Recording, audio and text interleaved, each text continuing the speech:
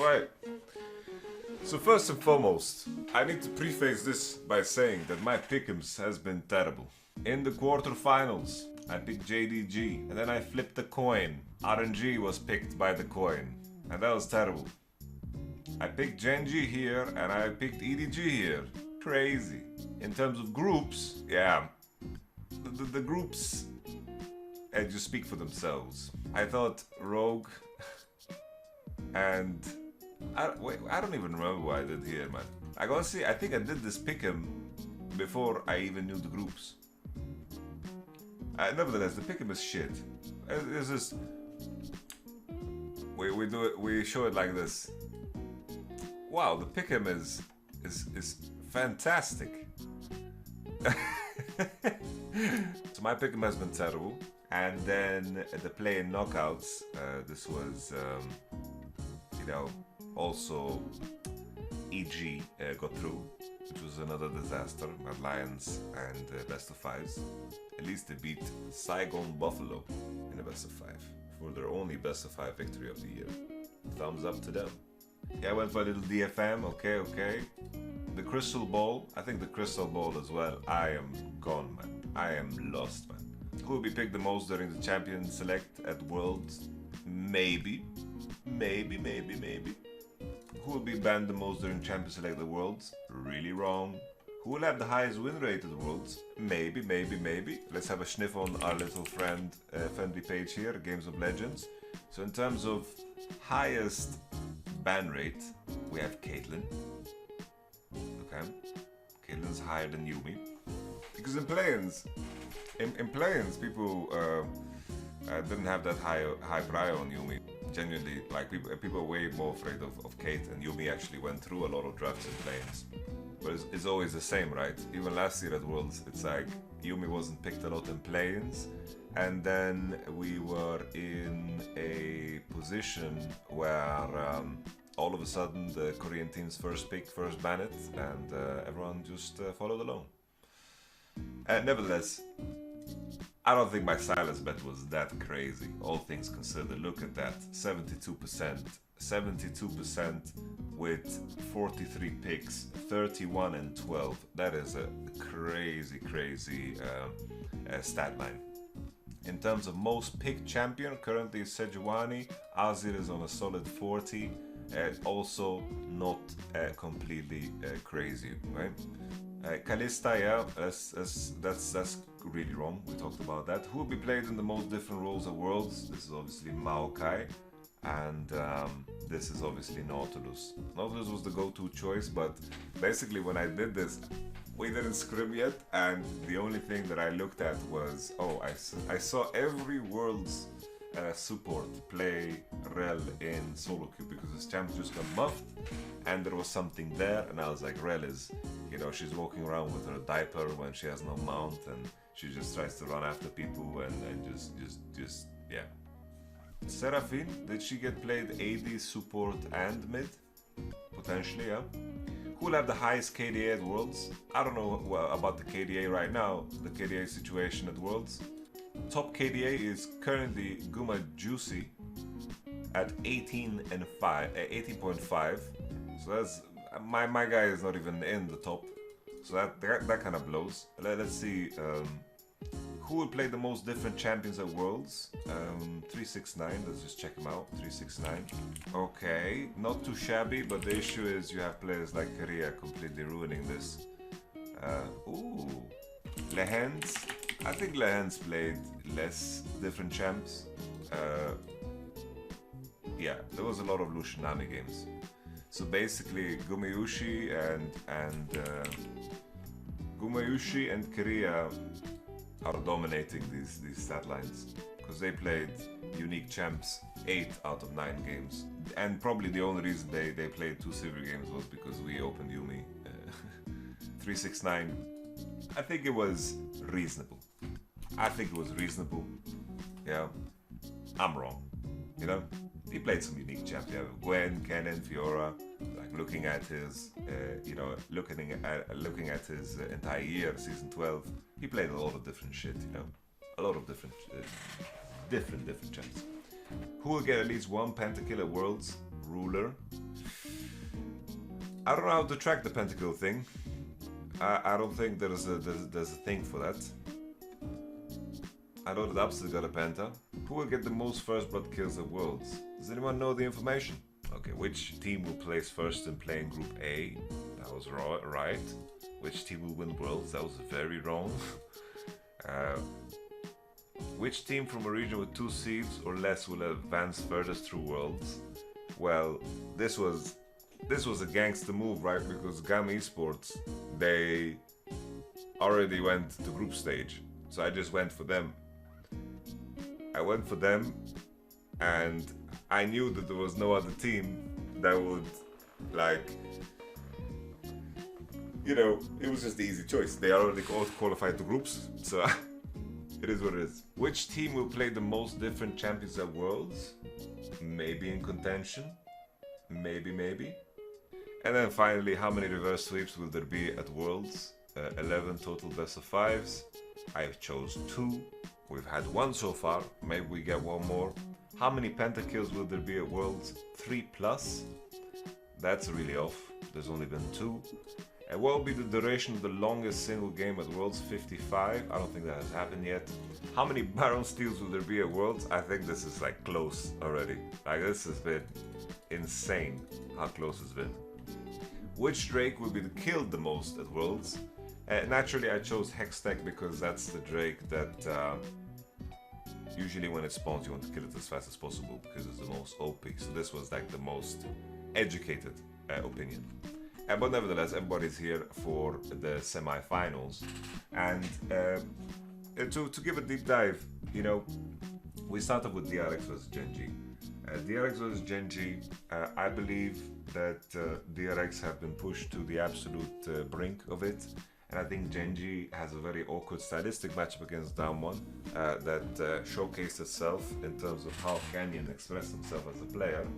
And I believe in the matchup against DRX, I don't think DRX can press their leads as well. I think DRX in the best of 5 against EDG, from both sides, that game was heavily influenced and progressed by unforced errors. There were many errors that happened in the game, whether someone got caught or solo killed or contested waves where he shouldn't, walked through paths that he shouldn't, that allowed teams to break turrets and break inhibitors and change the landscape of the whole game. Draft was not so relevant in those games because it was always tied to who would make the bigger mistake. The Heimering of DRX has been showcased, and that allows GENG a lot of time to prepare and to adjust towards it, whether there is some champions that they can prepare for it, or if there's something in mind for them where you know, they plan to ban it, or they have certain picks in mind. I feel like DRX have been forced to show their hand quite heavily. While on GENG's side, they played 2 Yuumi games, they played Lucian Nami games. They kept playing things that they played throughout group stage, and maybe that's the end of GENG's pool, because in the end you have a limited, you have a finite amount of bans.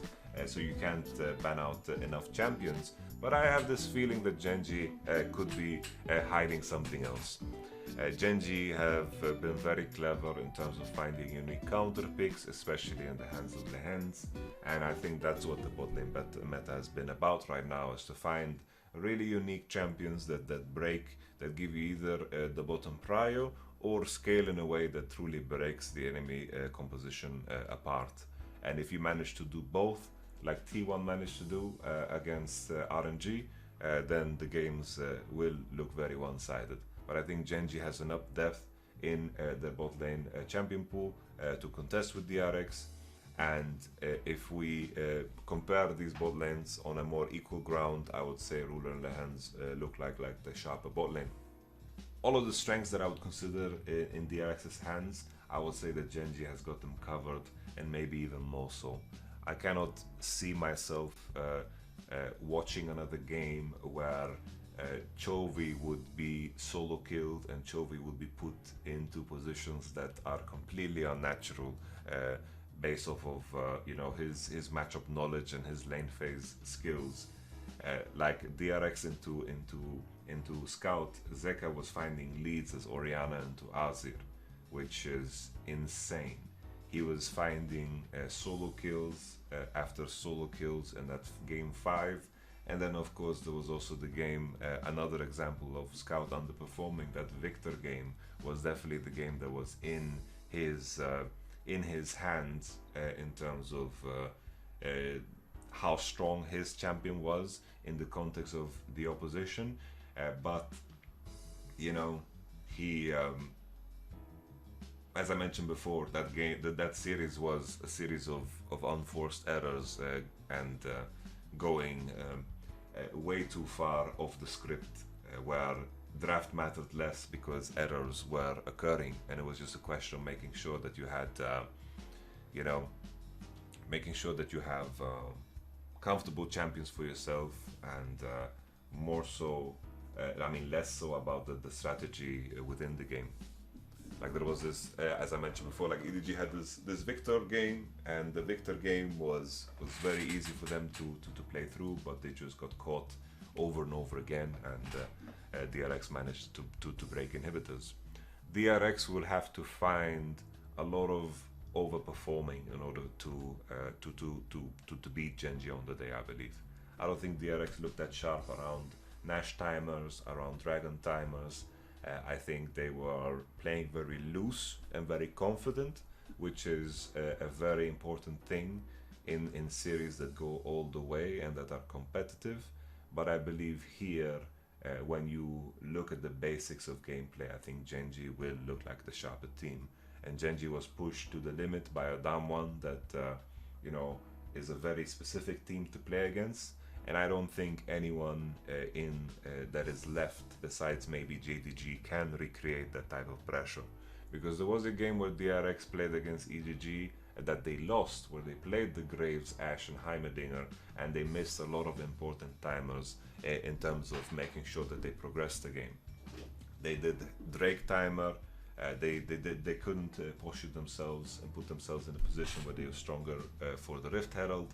They didn't find ways to take the Drake before the 6-minute mark, before the 7-minute mark, to make sure that the objectives spawn not in unison, because a big thing for EDG in that game was that they got the Herald and also the second Herald, which gave Lee Sin a lot of gold, and he kept up in the game. There was also a moment in time where there was a split map where Fiora, well, basically Lee Sin took the Rift Herald and then they dove bot and they pushed them away.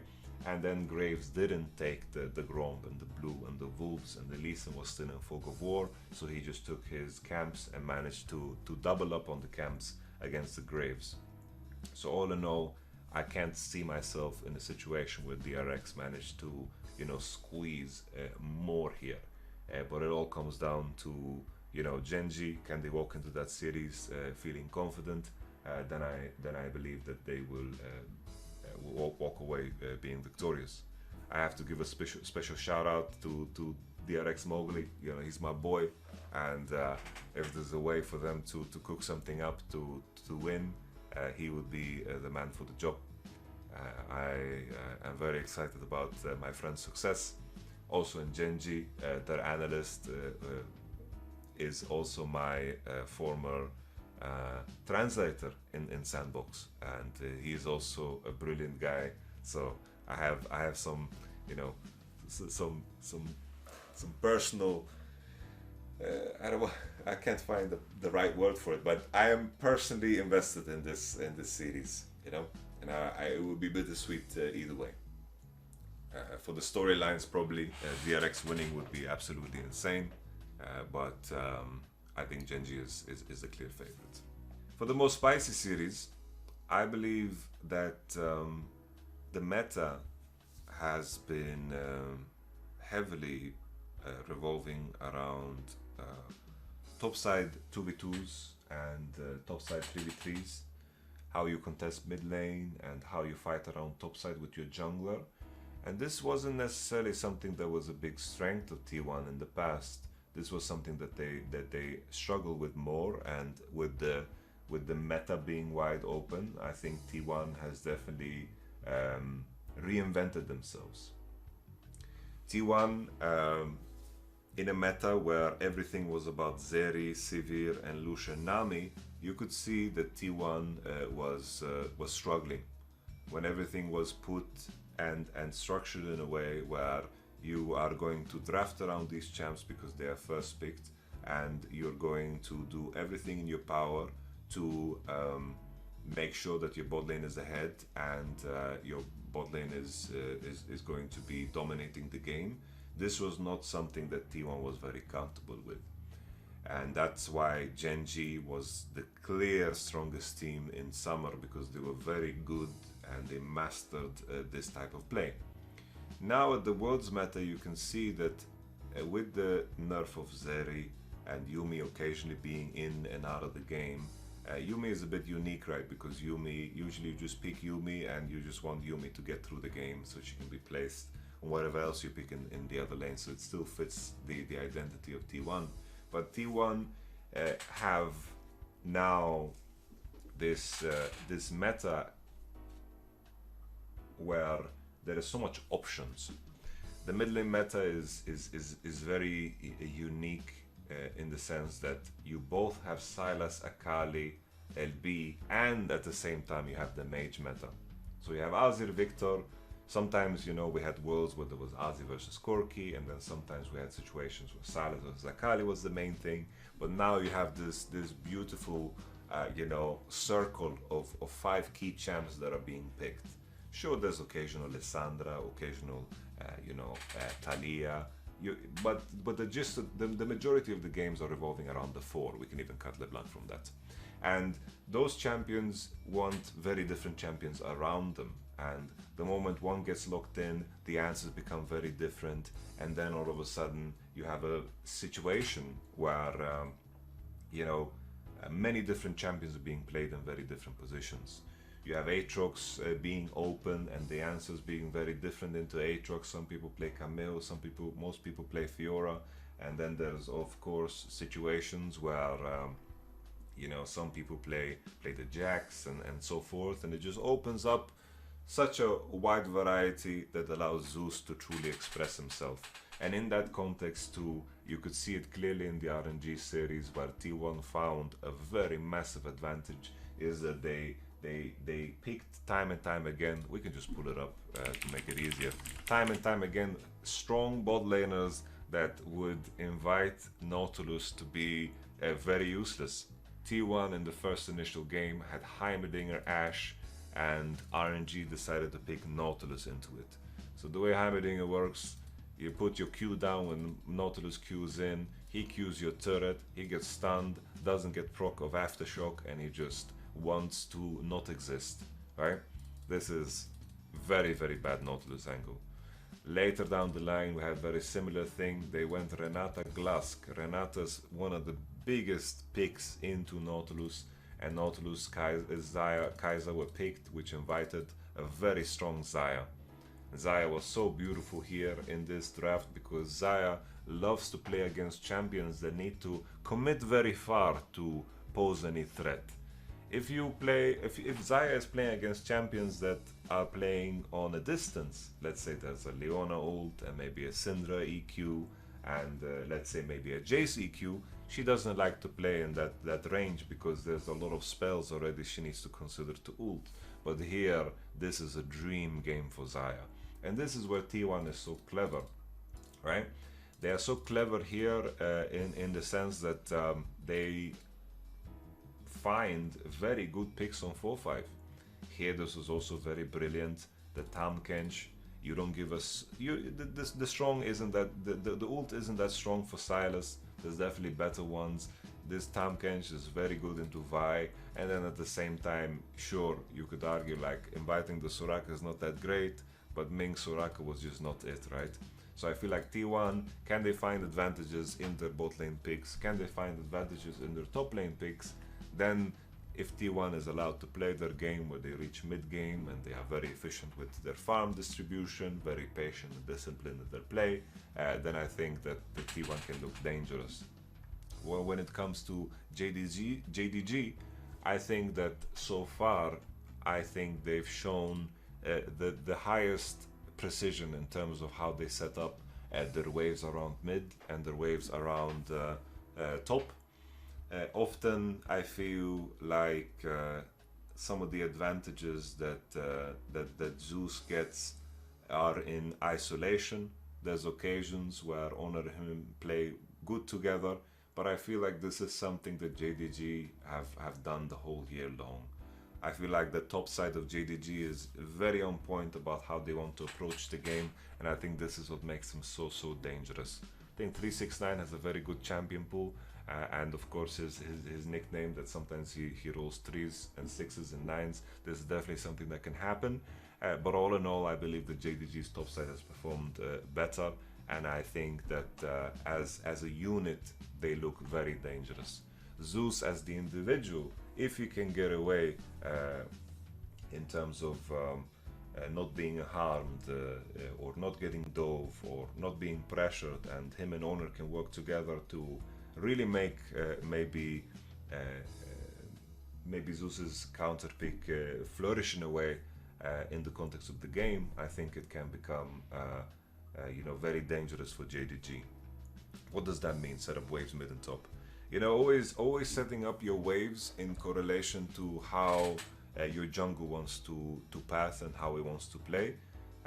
Obviously there is sometimes compromises you need to make where junglers need to skip camps to solve certain lane situations, but it's like making sure that you're safe when your jungler can't be around, and making sure that you're the one slow pushing out or freezing when your jungler has time to act, which makes Kanavi's pathing, he's allowed to be very efficient, and at the timers where he's finished with his camps, often he is presented with opportunities by his teammates.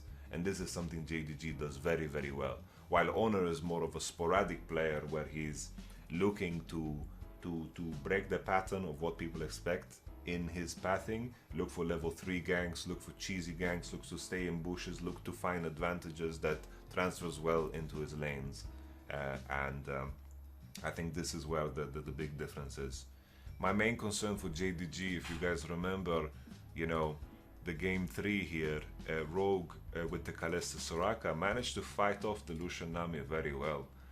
Hope and Missing really didn't look good playing Lucian Nami here, and Rogue's bot lane definitely outperformed them in this match, especially in the lane phase. Later on the game was very one-sided because JDG was just more precise and more disciplined and just had the basics down a lot better, meaning how they set up for Drakes, which waves they push, how they set up vision, the base timings together, and how they posture when they are looking to fight, and how they posture when they don't look to fight. This is something that JDG did super well.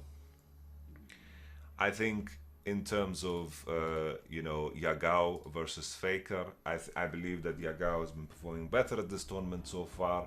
I think Faker has done a very good job in terms of how he executes in team fights, but I believe that in the early lane phase he has struggled in some of the games. And even I remember this game where he played Akali himself, T1 into the Silas. I believe it was in this last game. There were many moments where Akali should have died if RNG played better, and it seems like Faker is playing very isolated, trying to figure out like the game on his own, and that is definitely an opportunity point for JDG. I think Kanavi, Yagao, Kanavi, 369, I think these combinations are very dangerous, and if JDG's bot lane can hold off and not completely lose the game in terms of what champions they pick, then I believe that JDG is looking like the favorite in my eyes, but ever so slightly. I think JDG is going to win, but it's going to be a close series. I think both sides have players that can be insanely clutch, teams that can be both these teams can be insanely clutch. For me, as a fan of League of Legends, this is one of the most exciting best of fives I like. Before watching it, the most excitement I felt coming into a best of five, but I will pick JDG as the winner.